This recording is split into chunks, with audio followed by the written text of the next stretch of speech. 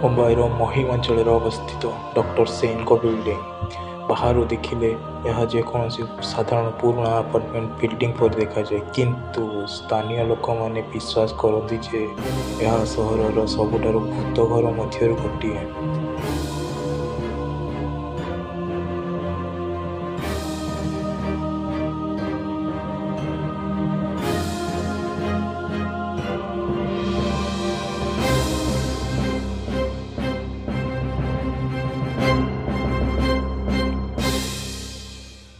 बहु वर्ष पूर्वे डॉक्टर सेन नामक जड़े महिला एक अपार्टमेंट रे एका रुले। से नीरव एवं गुप्त भाव जनाशुना थे।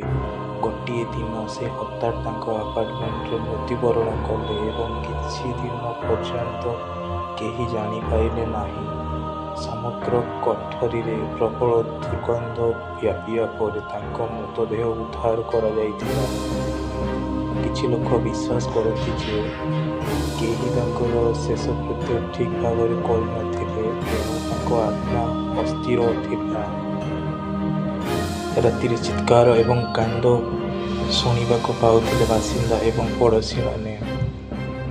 किछि लोक नोटिस करथिले राति कबाट खोला हवा बंद हवा एवं जड़े के स्त्री लोक चित्कार करवा शब्द।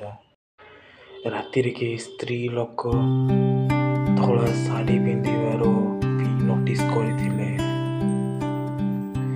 एही घटना पर बहुत सारा फैमिली से अपार्टमेंट को आसीथिले, बट केही भी रही पारिले नहीं। सही घटना ठारू बर्तमान जाए से अपार्टमेंट बर्तमान वीरान रे परिणत होइछि। एमितिया रियल कॉल स्टोरी देखा जाना मो चैनल के सब्सक्राइब एवं लाइक करंतु।